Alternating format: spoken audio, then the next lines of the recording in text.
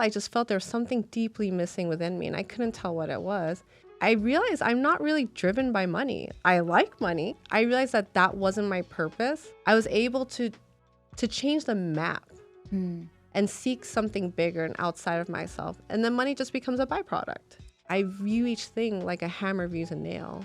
I saw myself losing out on opportunities. I saw myself losing out on relationships. I could have done, AI.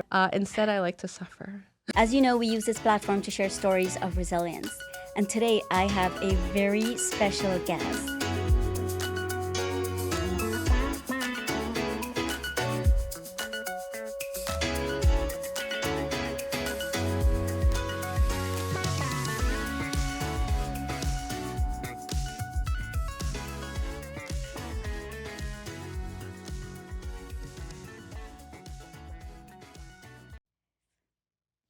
Hey everybody, it's Sally Ellen, your host of the Sally Ellen podcast, and we are here to bring you another incredible episode. And today our guest is Juanny Romero. And a little backstory on Juanny. I saw her speak at another event sometime last year. We were trying to remember when. And her story was so inspiring. Just how she became the person she is today, that I knew I had to have her on the show. It took us a minute to get this sorted out, but we made it. So a little bit about her. She is the CEO and founder of Mothership Coffee, a women-owned and operated business. It seems that's the way it took the turn. So she didn't set out to be a women-owned, but it turned out to be that way. So with that, Juanny, I want to welcome you to the Sally Ellen podcast. Thank you so much. I appreciate it for having me here. Yeah. I'm so glad you're here. I'm honored that you are here. When I saw you at that event a couple of years ago, some of the things you had talked about is the resiliency that it takes to start and operate a business. Talk to us a little bit about that. What made you? Did you even know, how long have your business been around? So I've been in business for over 15 years now. 15 years. Mm-hmm. Did you know before then, if you were to say 25 years ago, this was something you would be doing? Not at all. I completely stumbled into it. I was a rock climber, skateboarder, and my older sister said that I was going to be a loser in life, and I thought she was right. So I was just trying to figure stuff out pretty quick. Wow. Juanny, right. You just went right into it. Words are so powerful. Words are powerful. And the thing is, I appreciate what my sister said to me. Both of them are very well-educated Ivy League women, and they did it by the book.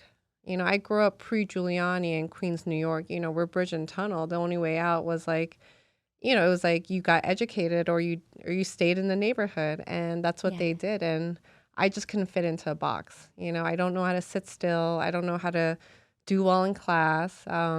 I test really high in scores, with tests and stuff like that, but it's just, I just can't, I'm very distractible. Yeah. I see you, and tell me if I'm wrong, from the one time I met you and just following you, I see you as a visionary. As a visionary, you come up with a plan, but you need somebody to execute that plan. So I feel like you're right. I think I'm in a season of my life where I'm a visionary. I think I'm naturally wired to be an integrator.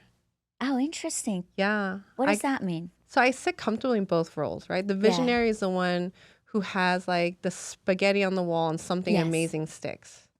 And then there's a person who comes up behind and they clean up the spaghetti that fell to the ground, right? And they make sure that one spaghetti on the wall starts multiplying and makes money and revenue and creates all the things necessary to come up behind that, like SOPs, policies, procedures, regulations, and all of that. And I'm really good at those things because I love building systems. Right. I love systems. But somewhere along the line, I had a moment, an epiphany, where there was this idea that popped into my head that said, you're just an integrator. You don't have the capacity for vision.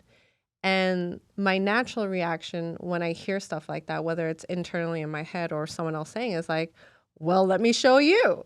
The rebellious side of it. The rebellious side. I'm very rebellious. And that led me on a journey of investigating my mind, investigating my soul, really digging deep into myself, trying to figure out what was a truth, right? The one that's socially conditioned by my family, conditioned by peer pressure, conditioned by generational trauma. Yeah. And what was the truth that I was brought here for. Yeah. And through that process, I realized that I'm not just an integrator. I'm not just a woman. I'm not just a person. I'm not just a person with these stories I was born into, that I'm all of it and that we're all connected. And at any moment when I could drop these self-limiting beliefs, I could step into any role that I want to. And that's where the visionary in me came out. And it's been a newer thing. I think in the past 4 years, she's really came out and what has been the vanguard and the forefront of the company. You know, that's why we added the fearless leader part to like my Yes. signature line, because it's just such a beautiful experience and it's such a young experience. It feels very youthful. Yes. And I forgot to tell you that I wrote it down. Fearless leader. That's part of her introduction. She threw it in there. Yes, fearless leader. But how did you come to that? Where did you get that epiphany? Like, oh my gosh, if I just drop being limiting myself and those limiting beliefs, and I know I can become limitless, right? Where did you Yeah. get that from? It came from somewhere. It's if I were to tell one short story, it didn't come from the story, but the story is very well known. Have you Yeah. ever heard of the monkey and the coconut? Probably not. Okay, so it's Yeah. basically, there's a monkey. Monkeys are very greedy. They're Yeah. very hungry. They want everything. And when monkeys see coconuts, hunters back in the days would use the coconuts to trap monkeys. And what they do is they open the coconut to a very small opening, leave all the meats in there, and the monkeys would smell and they would come down from the trees and then they would stick their hand in. And when they stick their hand in, they grab the coconut. But because the opening only fit an open hand, Right. it gets stuck. And because the coconut's heavy, now they're stuck. Right. Now, monkey knows if they drop the meat and they could pull their hand out of the coconut, right? Right. And they could run away. But monkeys can't do that. Interesting. And I think my realization is we're not very different from monkeys. Right. Yeah, so to bring it back in is that what are my self-limiting beliefs? Mm-hmm. And that was an investigation process. What is it that I believed of me, that I was told to believe in me, and what's the truth? And when I think about what started the process is that I looked at my life and from the outside, I felt like I achieved the things I'd set out to achieve. Mm-hmm. I've achieved the life that had a white picket fence. I achieved the life with kids. I achieved the business. I had the husband, and all of that. And there was something missing. And what was missing is that I didn't know where my story was. Like, I didn't know what to do moving forward.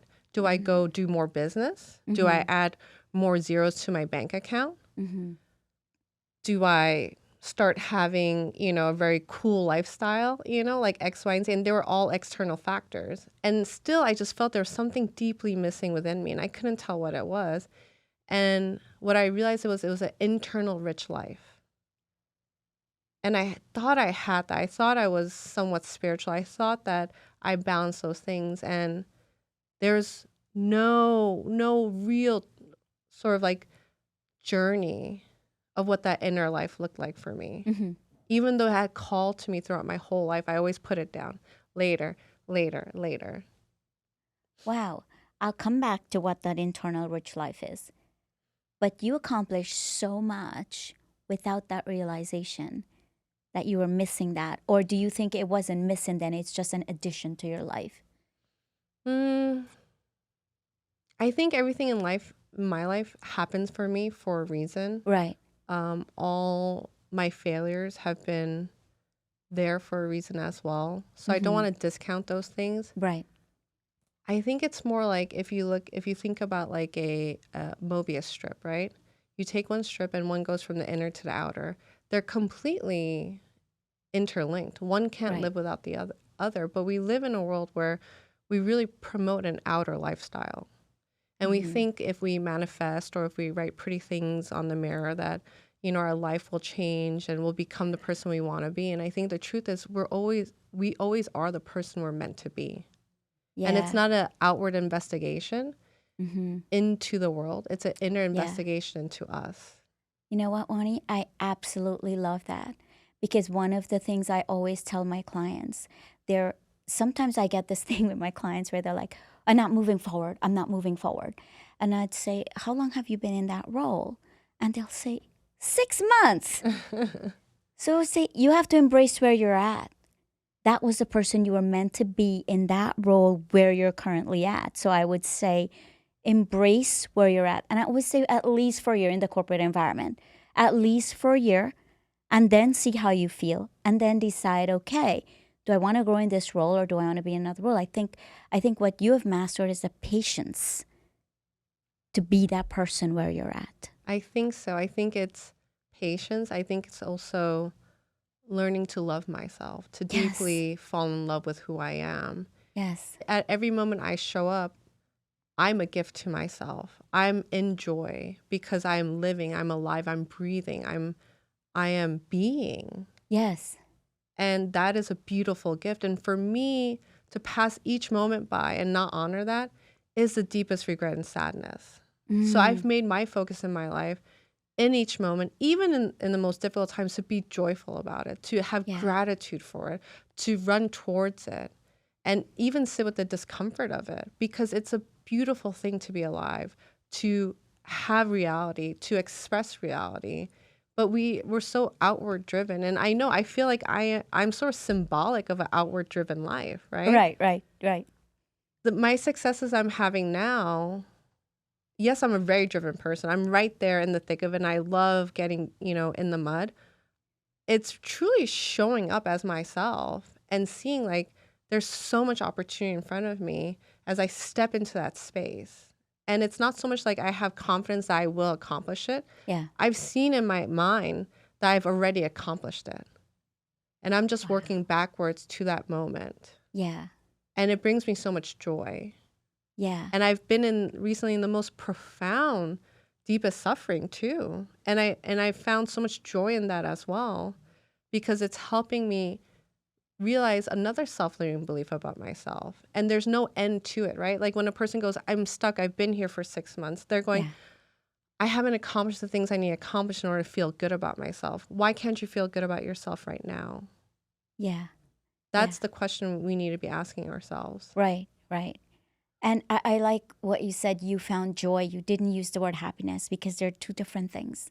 They're completely, and I don't think people realize that because we chase happiness.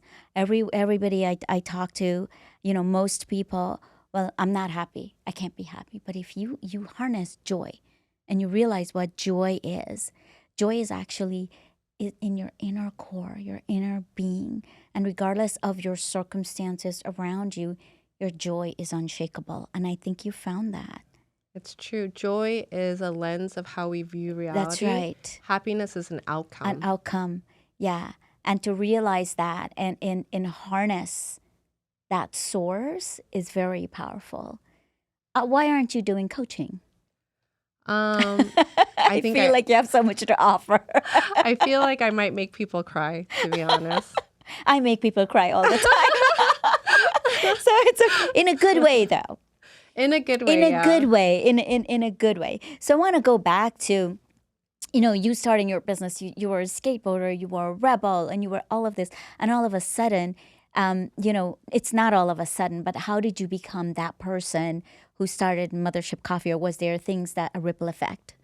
It's more of a ripple effect, right? Hindsight is 2020. Yeah. We can write the most beautiful books about our lives in hindsight and make the stories match, and it's not true at all. Yeah. Like, our memories, there's data showing that our memory is so spotty. Like, no one really remembers what actually happened, guys, Yeah. And it's just been a ripple. It's just been a slow, I would say more of a tapestry, a weaving of a tapestry of my life. Yeah. And even at moments when things would have completely gone asunder and like the tapestry would have been broken, many, many times in my business, like I've been close to failing, I think what's held it together, and this might be a bit of a reach for a lot of people, I've made multiple promises to God and the universe at different moments in my life that no matter what, that I would obey and I would be at the forefront of viewing and witnessing reality. And I've made that commitment in return if the universe would accept me. And I think in those moments, those things that have happened, I realized were ways to bring more awareness to being present in the moment. And in that moment, things shift and they turn into joy. And that tapestry has been able, and that commitment to God and the universe, I think has really given me like almost like a magnet, right? Yeah. It doesn't make sense. I don't know where I'm going. Yeah. No one can see any way forward, but I'm still going the direction because I know what Yeah. my commitment is. Yes, I love that. I hear you say a magnet, but I also hear you say foundation. That is your foundation. You made a commitment to something higher than yourself. And you felt you had to stay committed to it, right? So many times we break promises to ourselves. But when we make a commitment to something much higher than us, God and the universe, and you know it's going to get you to where you want to go, you don't break those promises. And I feel like you didn't do that. I don't think it's even possible to break the promises because then my life isn't my own. I become a steward instead. Yes. I'm a steward of my company. I'm a steward of the people, my employees. I'm a steward of my community. And that allows that decision making not to fall into me and my ego. It opens up to a bigger thing. Not saying I have a very big ego, okay? Not saying it doesn't get in the way all the time.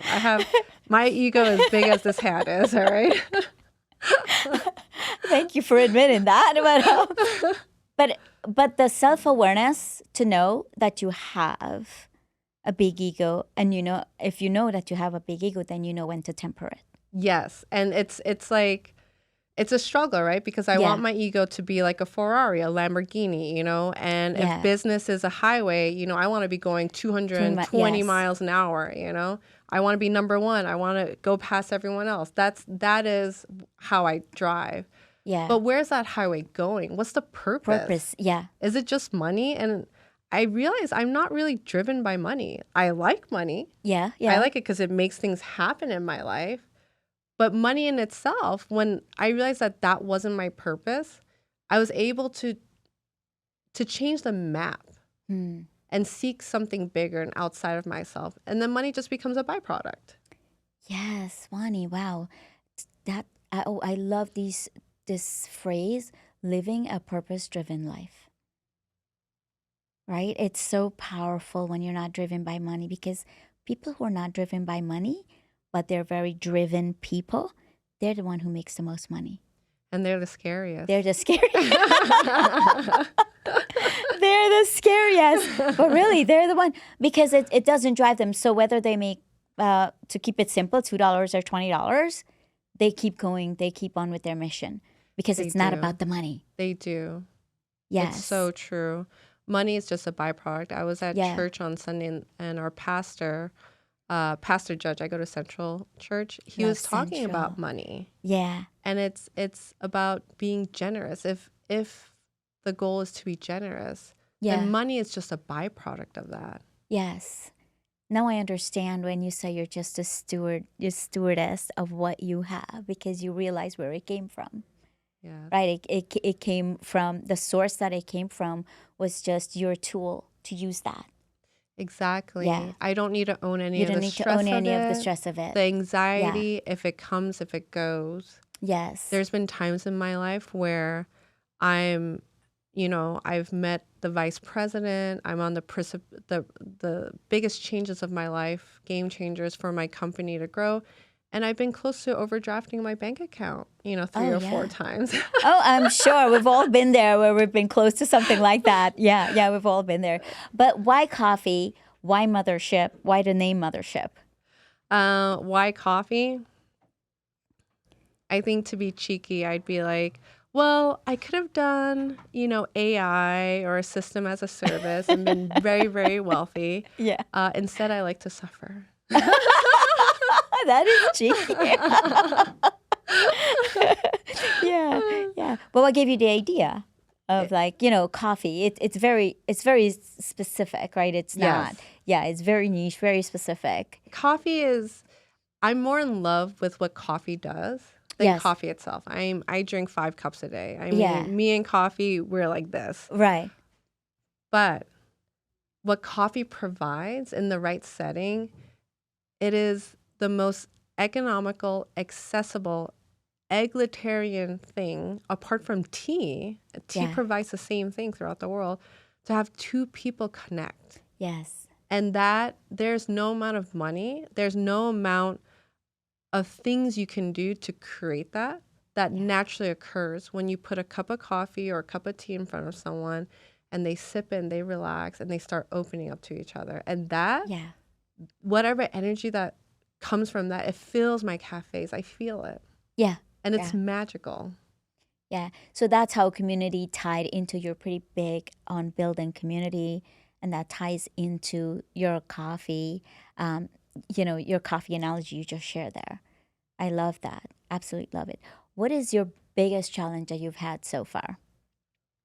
My biggest challenge I've had so far, apart from the usual stuff, Yeah. like there's finances, right? Right. Okay, if I take this loan, what happens to this? Most women can't even get loans. I Right. mean, let alone most minorities. Yeah. So then you can't go to big banks. So there's those challenges, right?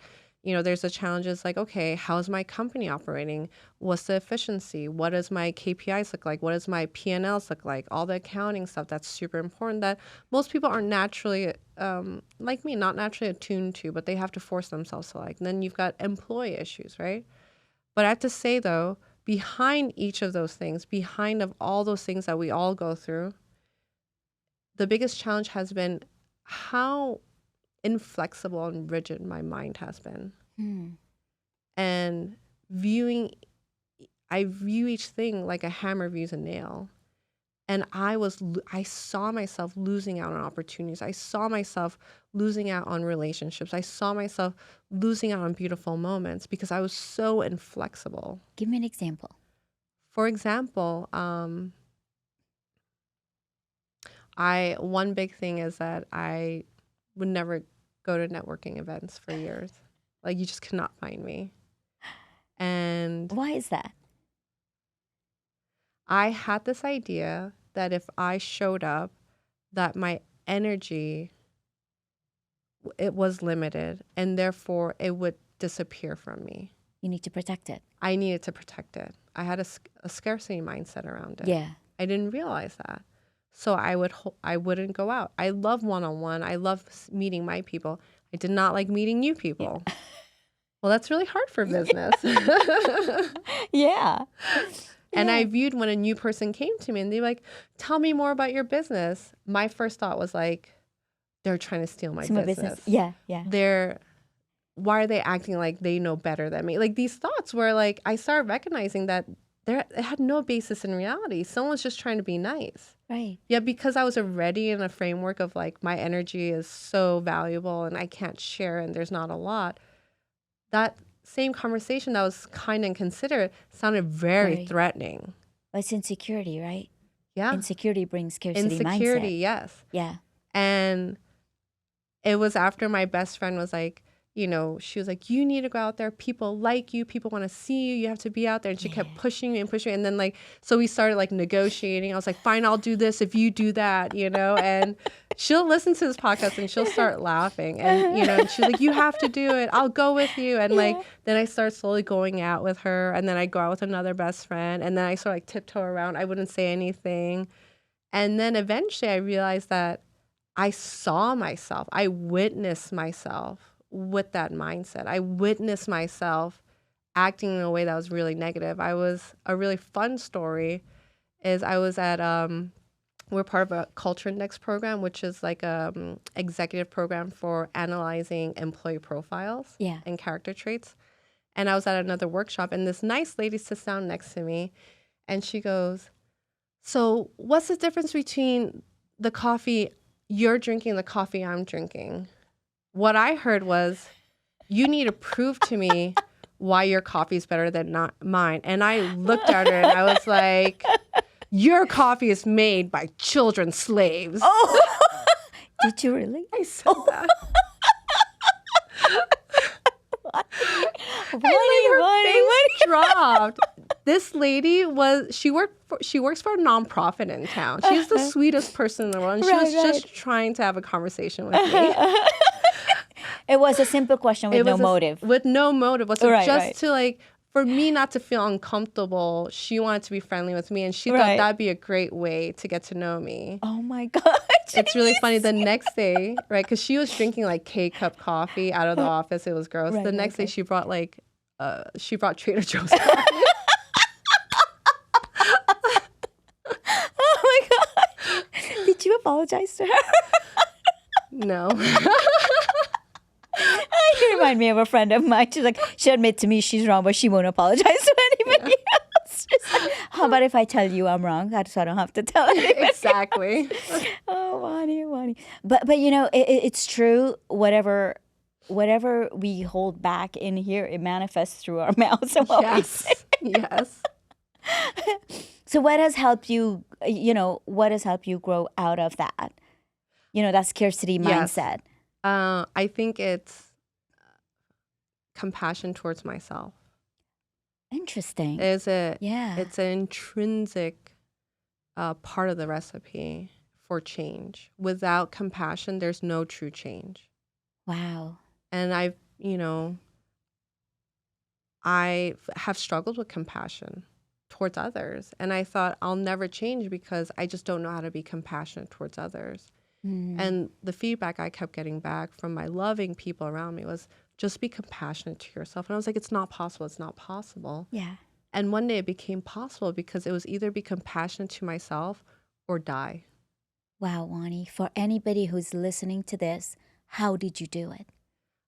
I just didn't want to die.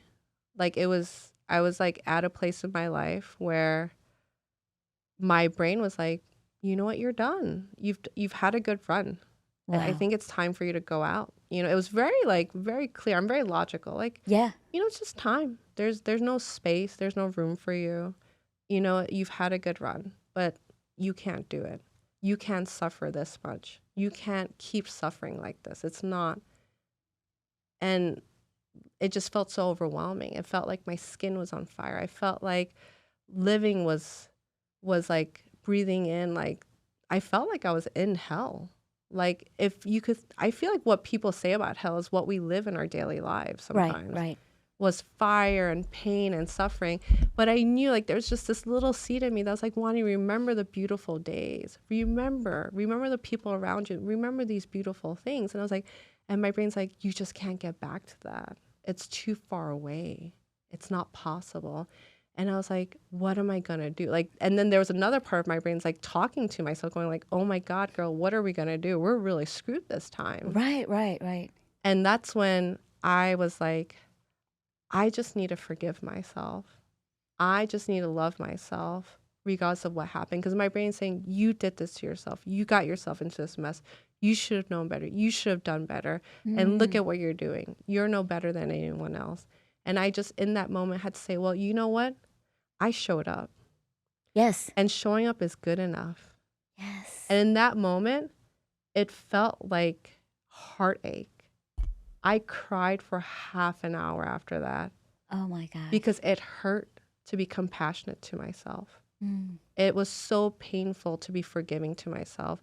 And my heart was grieving, losing an aspect of myself that had kept me safe for a very long time. Wow, Juanny. That ties into what I say to my clients all the time.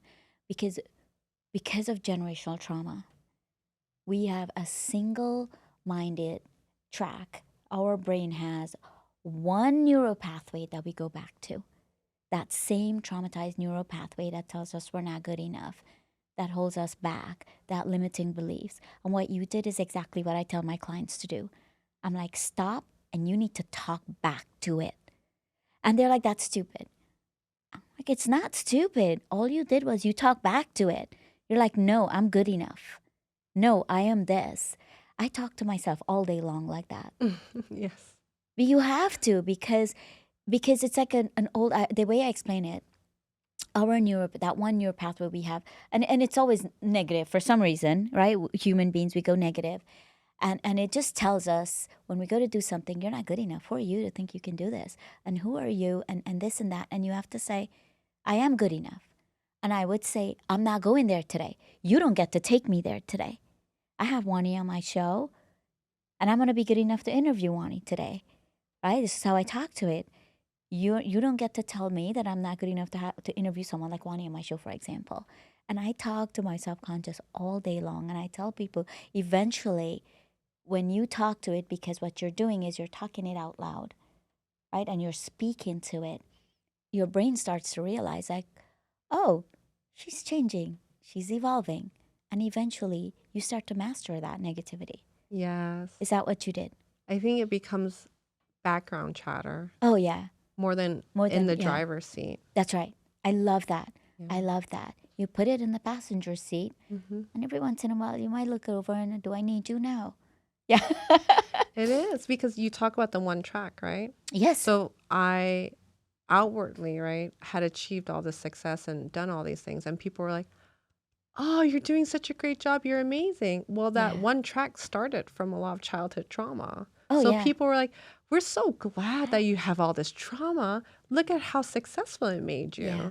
So then, I would think unconsciously, I need to maintain my trauma. Trauma's good for me. Yes, yes, you have no idea. I do a lot of conflict coaching. I go into small companies and I do conflict coaching. And that's one of the things that I help to do is change that neural pathway. I tell employees, because if they grow up in trauma and they're experiencing something that's happening in the workplace, they look at it through the lenses of the trauma way back when. Yes. And they can't get over that, to think like, she didn't look at me the wrong way because, or she didn't ask this question because she thinks I'm an idiot. She asked it because she genuinely wants me to do a good job. But they can't think like that. They go back to what they know. So Yes. I think it's so important what you're talking about now, and for people to hear this, that generational trauma is real. It is real. And, 1 in 3 women are sexually assaulted. Yes.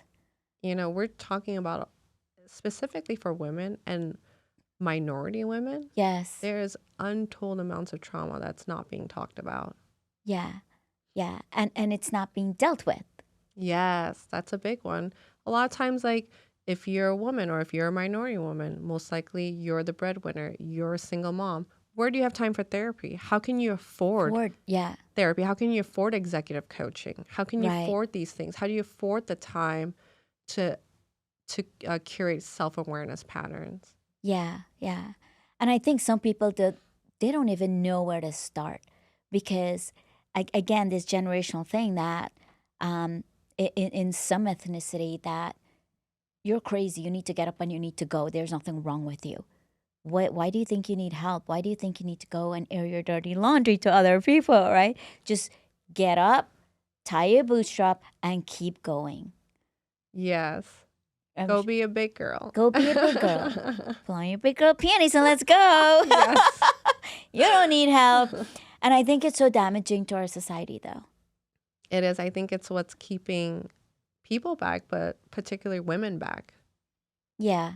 And I think a lot is shifting, though, lately. And I see that shift occurring. It's very beautiful. Yeah. That's awesome. So, Juanny, what's next for you? Next. Oh, well, there is a lot going on in my side of the world in terms of business. We have our chain of cafes. We're national wholesale distributors. And then we also have a CPG product. Right now, we're in 200 Walmart locations. And I'm knocking on more doors to get into more big box retailers. Congratulations. Thank you. That's such a big deal. Mm-hmm. Such a big deal. Yeah. What would you say to women entrepreneurs who's looking to start their own business, but they're nervous?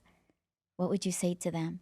I would say if you weren't nervous, you're a sociopath. So it's a very good thing to be nervous. Yeah. And I'd also say nervous is good. I think it means that it's a good indicator of putting all your cards, all your apples in a basket, all your eggs in a basket. That's good. It means that you are committed. Yeah. And commitment is so important. Yeah. I think the other thing that is really interesting is I read a Harvard Business Review story, and they did some data analysis, and they showed businesses that often succeeded weren't ran by risk takers. Because over time, risk takers bring the business down. It was more of the risk adverse people. That's interesting. Because when they did make a risk, when they did make a bet, it usually guaranteed that that they were going to win the bet. And over time, that became a stable and solid business. Wow, that's interesting. So I say that to a lot of young people, like, you know, you don't feel like you're the entrepreneur style or the type or whatever we think, right? You know, we think of them wearing big hats and being super flashy, right? Yeah. I was like, but that's not the bread and butter of our country. The bread and butter is made up of small businesses, people who show up, who are invested in their community and their family. They take a little risk and they build a strong, solid business. Yeah. And that's all that matters. Not everyone needs to be Instagram influencer. We all don't need to ride in private jets, you know? That's right. How about we just build really good, solid businesses? Solid businesses. Yeah. Grassroots. Yes. Brick and mortar. Yes. Yeah. I love it. Wow. That's incredible. So internal rich life. Talk to me about that. What does that look like? An internal rich life is a life of falling backwards into faith and finding on the other side of it gratitude, grace, joy, hope, and fulfillment. Well, you asked this question before. It was so similar. The way you answered it. I love that. I think gratitude is so big, and that's sometimes is a missing component for so many people, giving that gratitude. So I'm assuming your daily routine is waking up with gratitude. I wake up pissed. Oh, that was left field right there. Okay, talk to us about that. I'm tired. I feel like I haven't slept enough. Usually someone's bothering me. I always set my alarm for 6 a.m., but I don't open my eyes till like 6:47. So I already feel like, oh, look at me, I'm a loser. I don't wake up at 4 a.m. like the other CEOs. But then I look out the window and I see the sun peeking through and I go, oh my goodness. Yeah. What another gorgeous day we have. Yeah. This is another moment. This is another day for me to go out there and see what the world is like. Yeah. In those moments, I feel deep gratitude. I love that. You know, I love what you just said. Not waking up at 4 a.m. Can we give people permission to not wake up at 4 a.m. just because you're running a business? I feel like as an entrepreneur, I have to wake up at 4 a.m.